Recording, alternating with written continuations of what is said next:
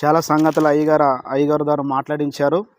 మరి 10 నిమిషాలు మాత్రమే మనము వాక్యాన్ని విందామండి. మరి మన సహోదరులు ఇంకా మాట్లాడుతున్నారు. మరి డిఎస్ అయ్యగారు వచ్చేంత వరకు మనకు సమయం ఉండదు.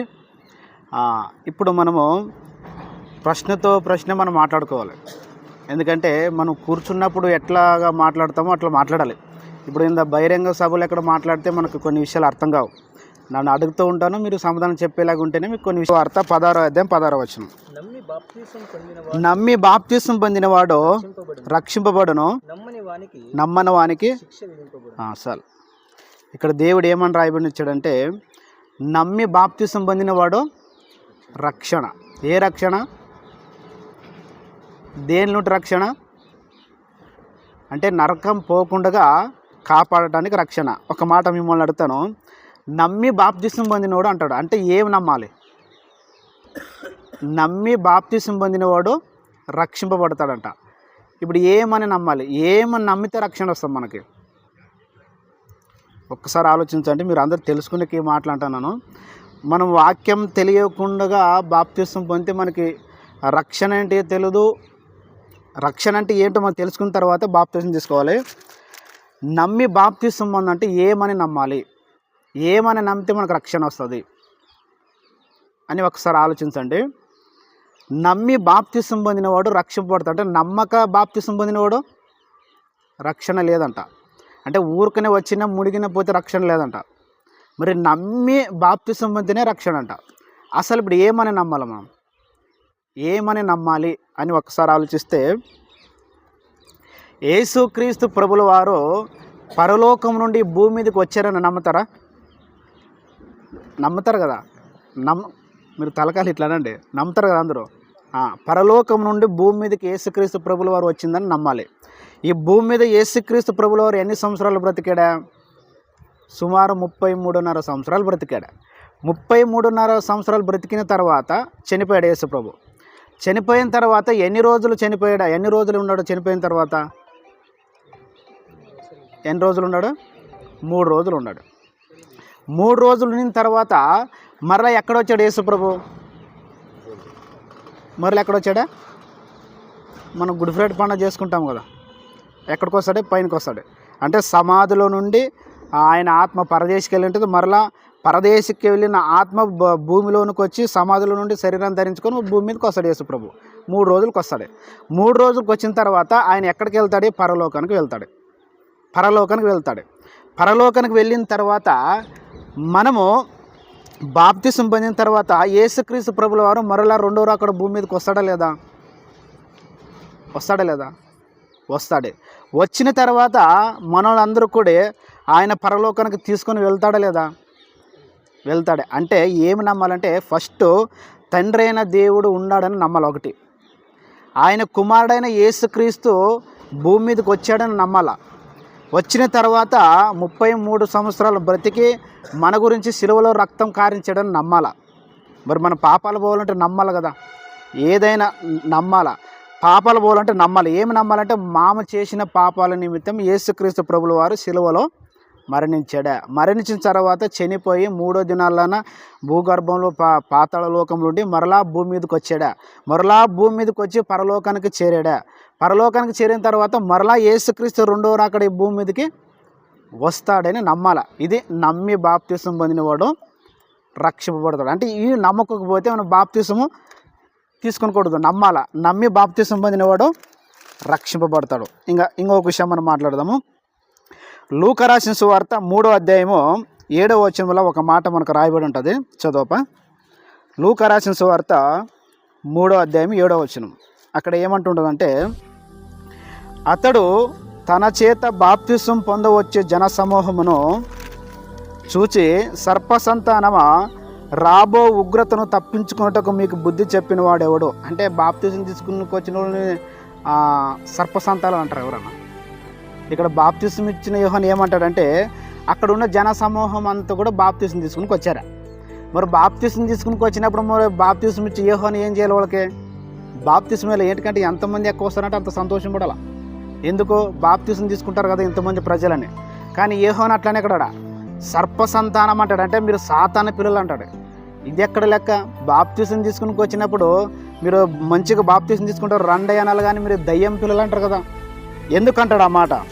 బాప్తీసం ఇచ్చిన యోహాను ఆ మాట ఎందుకంటాడు అని ఒకసారి మనం ఆలోచిస్తే, రాబో ఉగ్రతను తప్పించుకున్నటకు మీకు బుద్ధి చెప్పినవాడు ఎవడు అంటే, ఇశ్రాయేలుకి ఒక ఉగ్రత దినం ఉంటుంది. ఇశ్రాయేలుకి ఉగ్రత దినం అనేది ఒకటి ఉంటుంది. ఎవరైతే యేసు ప్రభువుని నమ్మకోకుండా, ఎవరైతే పాప క్షమాపణ లేకుండా, మారుమోసు పొందుకోకుండా ఉండే వాళ్ళకి ఉగ్రత అంటే శిక్ష ఒక దినం ఉంటుంది. ఆ శిక్ష దినము తెలియకుండా బాప్తీసం తీసుకుని వచ్చారంట. ఒక ఉగ్రత దినము గురించి తెలుసుకోకుండా, వాళ్ళు చేసిన పనులు విడవకుండా, ఆ దినాన్ని గురించి తెలియకుండా బాప్తీసం తీసుకుని వస్తే అప్పుడు ఏమంటాడు బాప్తీసం ఇచ్చే యోహాను? సర్ప సంతానమా, రాబో ఉగ్రతను తప్పించుకున్నట్టుగా మీకు బుద్ధి చెప్పినాడు కదా, ఏంటికి వస్తే అని మాట్లాడుతూ ఉన్నాడు అక్కడ. అప్పుడు అంటాడు, ఏమంటాడంటే, మారు మనసుకు తగిన ఫలము ఫలించుడి అంటాడు. అంటే ఫస్ట్ మీరు బాప్తీసం తీసుకుంటారు కదా, నన్ను ఒక మాట చెప్తాను నేనండి. ఫస్ట్ మీరు మారు మనసు పొందండి. మనం అనుకుంటున్నాం బాప్తీసం తీసుకున్న తర్వాత మనం మారుతాం అనుకుంటాం. ఇది ఒక్క భాగం. ఇది రెండో భాగం ఏమంటే, ఫస్ట్ మనం చేసే ఒక చెడు క్రియలను కూడా ఫస్ట్నే మనం మారు మనసు పొందాలంట. అంటే ఏ మారు మనసు అంటే ఏమంటే, ఇప్పుడు నన్ను బాప్తీసం తీసుకుంటాను కదా, ఇప్పటి నుండి మనకున్న అలవాట్లు ఎవరెవరికి వ్యక్తిగత ఏమేమి ఉంటాయి మీకు అన్నీ తెలుసు, ఇవన్నీ కూడా నన్ను ఇప్పటి నుండి చెయ్యను అని ఒప్పుకోవాలంట. అదే మాట ఇక్కడ అంటాడు. అక్కడ అంతమంది బాప్తీసం తీసుకుని వస్తారని బాప్తీసం చేసిన యోహాను సంతోషం పడలేదు, కానీ వాళ్ళు చేసిన చెడ్డ క్రియలను పెట్టుకొని అట్లే వచ్చారంట అక్కడ. ఇప్పుడు మన ఇంటి పక్కలోడు తీసుకుంటాడని ఆయన తీసుకుంటాడు, ఈయన తీసుకుంటాడు అని వచ్చిన వాళ్ళు అక్కడ ఇట్లా తాగకూడదు. ఫస్ట్ మీరు చేసిన, ఇక్కడ ఏమంటాడంటే, మారుమనసు తగిన ఫలము ఫలించుడి. ఫస్ట్ మీలో మారుమనసే లేదు. అసలు ఎందుకు బాప్తీసం తీసుకుని వచ్చారా? మీరు చేసే క్రియలు చెడ్డ క్రియలు ఉండవు, మీరు చేసే పనులు పాపాల పనులు ఉండవు. ఇవల్ల పాపం పనులనే వదిలేసిన తర్వాత ఇక్కడ రండి అని బాప్తీసం ఇచ్చి అని అంటాడు అక్కడ. అప్పుడు అవన్నీ అన్న తర్వాత ఇక్కడ ఏమంటాడంటే 10వ వచనం, అందుకు జనులు అలాగైతే మేము ఏమి చేయవాలనని అడగగా, అప్పుడు బాప్తీసం ఇచ్చిన యోహాను ఏమంటాడంటే, మీకు 2 అంగిలు ఉంటుందా? 2 అంగిలు ఉన్నప్పుడు ఒక అంగి ఎవరికి ఇవ్వాలంట? లేని అంటే బాప్తీసం పొందిన తర్వాత ఎట్లా ఉండాలంటే బాప్తీసం ఇచ్చే యోహాను చెప్తూ ఉన్నాడు. మీకు 2 అంగిలు ఉండవా? 2 అంగిలు ఉన్నవానికి లేని వానికి ఒక అంగి ఇవ్వాలంట. నెక్స్ట్ కింద, ఇప్పుడు మన దగ్గర ఆహారం ఉంటుంది, ఎదుటి వాని ఇంట్లో ఆహారం లేదు, మనం వానికి ఏం చేయాలంట? ఆహారం పెట్టాలి. ప్రతి విషయంలో కూడా మన ఎదుటి వాని సహోదరునికి ఏం లేనప్పుడు మనం ఏం చేయాలంట? సహాయం చేయాలి, ఆదుకోవాలి. అంటే బాప్తీసం పొందిన వ్యక్తి ఎట్లుండాలంటే ఇటువంటి మాదిరి చూపాలంట. ఇటువంటి మాదిరి చూపిన తర్వాత, ఇటువంటి మనసు కలిగిన తర్వాత నీవు ప్రతిఫలానికి వస్తావు, నీవు దేవుని కుమారుడు అనబడతావని బాప్తీసం ఇచ్చే యోహాను ఇక్కడ మాట్లాడుతూ ఉంటాడు. ఇంకో మాట కూడా ఒక మాట చూపిస్తాను. ఎందుకంటే మా సహోదరులు మాట్లాడరు కదా, నేను త్వరగా ముగిస్తాను. మత్తయి రాసిన సువార్త 28వ అధ్యాయం 19వ వచనం. మత్తయి రాసిన సువార్త 28వ అధ్యాయం 19వ వచనం చదవండి ఎవరైనా. మత్తయి రాసిన సువార్త 28వ అధ్యాయం 19వ వచనం. కాబట్టి మీరు వెళ్ళి సమస్త జనులను శిష్యులుగా చేయండి, తండ్రి యొక్కయు కుమారుని యొక్కయు పరిశుద్ధాత్మ యొక్కయు నామములోనికి వారికి బాప్తిజం ఇచ్చుచు. చాలు. ఇక్కడ ఏమంటాడంటే, యేసుక్రీస్తు ప్రభుల వారు సర్వలోకముకెళ్ళి సర్వ సృష్టికి సువార్త ప్రకటించండి, నమ్మి బాప్తిజం పొందినోడు రక్షింపబడిన తర్వాత తండ్రి యొక్కయు కుమారుని యొక్కయు పరిశుద్ధాత్మ యొక్కయు నామములోనికి బాప్తిజము ఇయ్యండి కాదు. అక్కడ ఏముంటుంది అంటే ఇచ్చుచు అంటే ఇంకా కొంచెం ముందర ఏమో చెప్తాడని అర్థం ఉంటుంది. మనము చాలా సంగతులు చాలాసార్లు మనం వింటాము, తండ్రి యొక్కయు కుమారుని యొక్కయు పరిశుద్ధాత్మ యొక్క నామములోనికి బాప్తిజం ఇయ్యండి అని చెప్పాడు కాబట్టి ఇయ్యండి అని అందు కట్ చేస్తాం. ఆ మాట కట్ చేస్తే మనకు అర్థమయ్యకదు. ఇచ్చుచు అనిన తర్వాత కిందికి ఏమంటాడు అంటే, చదవ, నేను మీకు ఏ సంగతులను ఆజ్ఞాపించుతున్నో వాటిని అన్ని గైకొనాలంట. బాప్తిజము తీయడం కాదు. ఇప్పుడు అయ్యగారు ఇక్కడ బైబిల్ ఏమైతే బోధిస్తుందో అవన్నీ కూడా గైకొంటే మనం బాప్తిజం తీసుకున్న ప్రతిఫలం మనకి దొరుకుతుందంట. అందుకే ఒక మాట ఇక్కడ ఏమని రాయబడినటువంటి ఉదాహరణగా, ఈరోజు మీరు అందరూ బాప్తిజం పొందుతున్నారంటే పరలోకమందున్న దేవునికి చాలా సంతోషం. ఎందుకంటే నా కుమారుడు, తప్పిపోయిన కుమారుడు మరలా తిరిగి వస్తాడు కదా. మన తప్పిపోయిన కుమారుడు గురించి మనకు స్టోరీ తెలుసు. అది ఎట్లంటే, నా కుమారుడు ఇప్పటివరకు నన్ను వదిలేసి సాతానికి సంబంధం బ్రతికాడు కదా, ఈరోజు తెలుసుకొని నా గురించి నా కుమారుడు అయ్యటానికి అవకాశం ఉందని పరలోకమందున దేవుడు సంతోషిస్తాడు. కాబట్టి ఇంకో మాట నేను చెప్తా, ఇప్పుడు మన గర్భంలో నుండి ఒక కుమారుడు పుట్టినప్పుడు మనం సంతోషపడతాం. నాకు ఒక కుమారుడు దేవుడు ఇచ్చాడని సంతోషపడతాం. ఆ కుమారుడు ఎదిగిన తర్వాత మనం సంతోషిస్తామా, బాధపడతామా? రెండు రకాలు ఉంటాం అందులో. మన కుమారుడు పుట్టిన తర్వాత ఎదిగిన తర్వాత కొన్ని రకాలు ఉంటాయి, రెండు రకాలు ఉంటాయి. ఒక్కడు సంతోషం పడే విషయంలో ఉంటారు, ఒకరు బాధపడే విషయంలో ఉంటారు. అంటే కుమారుడు ఎదిగిన తర్వాత కొన్ని తప్పిదములు చేసి తండ్రికి బాధాకరమైన విషయాలు తెచ్చి ఎంతో దుఃఖం పడే ఒక దినాల్లోకి వెళ్ళిపోతూ ఉంటాడు. అదే ప్రకారంగా ఇక్కడ కూడా దేవుడు ఏమంటాడంటే, మన బాప్తిసం పొందినంత మాత్రాన రక్షణ పరలోకం మనకు వచ్చకదు. బాప్తిసం పొందినంత మాత్రాన పరలోకం మనకు వచ్చకదు. మరి బాప్తిసం దేనికి తీసుకోవాలంటే, రక్షణ ఒక మార్గంలో, ఒక తెరువుల కోసం. ఉదాహరణ, ఇప్పుడు మన ఊరికి పోవాలంటే ఈ రోడ్ ఎక్కి ఇట్లా పోతే మన ఊరు వస్తుందని మనకు తెలుసు. అట్లా రోడ్ ఎక్కినట్లు అంతే మనం, కానీ మన ఊరు ముట్టినట్లు కాదు. మన ఊరు ముట్టినట్లు మన ఊరు ఎప్పుడు ముడతామంటే, ఒక మాట చూపిస్తాను. మత్తయి రాసిన సువార్త 24వ అధ్యాయం 13వ వచనం. మత్తయి రాసిన సువార్త 24వ అధ్యాయం 13వ వచనం చదవ. చాలంట. ఎవరంట? అంతము వరకు అంటే బాప్తిసం తీసుకున్న మొదలుకొని సత్యంత వరకు సహియాలంట. అనే కొన్ని కష్టాలు వస్తాయి, కొన్ని బాధలు వస్తాయి, కొన్ని తప్పిదములు వస్తాయి, పాపములు పడిపోకుండా. కొంతమందికి కొన్ని ఇష్టాలు ఉంటాయి, కొన్ని కోరికలు ఉంటాయి. బాప్తిసం పొందిన తర్వాత కొన్ని కోరికలు వదలటానికి చాలా కష్టం. ఉదాహరణగా అనుకోండి, కొంతమంది తాగేవాళ్ళు ఉంటారు. వాళ్ళ బాప్తిసం పొందిన తర్వాత కూడా తాగేవాళ్ళు ఉంటారు, మనం చూసినాం కదా. అయినా అది ప్రతిఫలం లేదు. అంటే బాప్తిసం పొందిన వ్యర్థమే.